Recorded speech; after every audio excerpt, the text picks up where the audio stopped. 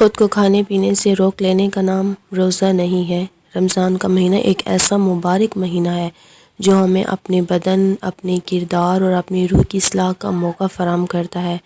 روزہ صرف کھانے پینے سے رک جانے تک محدود نہیں بلکہ اس کا دائرہ کار بہت وسیع ہے۔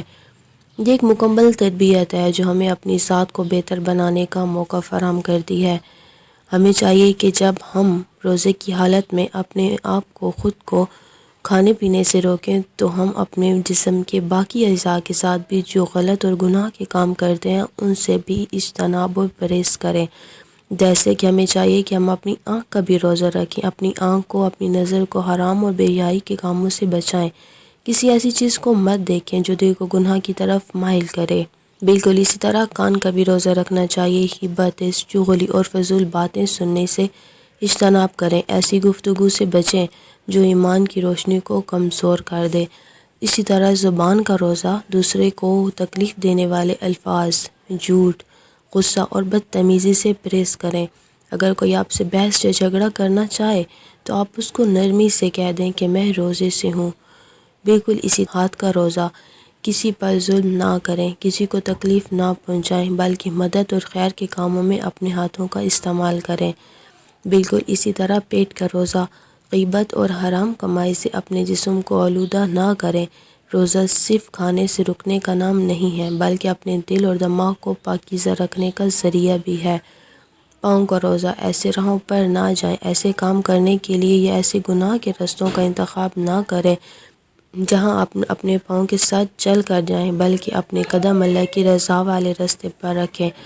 اصل میں روزہ ہمیں صبر، شکر، تقوی اور رحم سکھاتا ہے۔ رمضان ہمارے لیے ایک تربیتی مہینہ ہے جو ہمیں سال بھر نیکیوں پر قائم رہنے کی عادت دلاتا ہے۔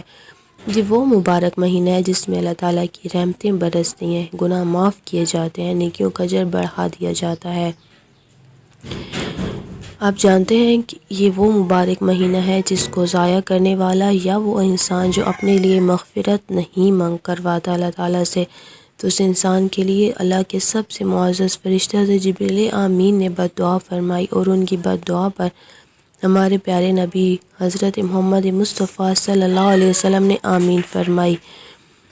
سوچیں جو انسان قیامت والے دن اللہ کے سامنے اس حال میں پہنچے گا کہ وہ حضرت جبریل امین کی دعا اور ہمارے پیارے نبی مصطفیٰ صلی اللہ علیہ وسلم کی آمین کا مستحق ہوگا تو وہ اس روز کس حال میں پایا جائے گا۔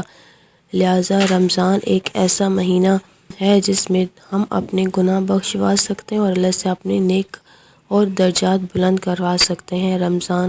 لہٰذا رمضان کو محض ایک مہینہ نہ سمجھیں بلکہ اپنی زندگی کا نقطۂ آغاز بنائیں۔ اس ماہ میں عبادت، دعا اور نیکیوں کو اپنا معمول بنائیں تاکہ یہ رحمتیں باقی 11 مہینوں میں بھی ہمارے ساتھ رہیں۔ ہمارا مقصد صرف اللہ سبحانہ تعالیٰ اور ان کے محبوب کی رضا ہونا چاہیے، بس یہی اصل کامیابی ہے۔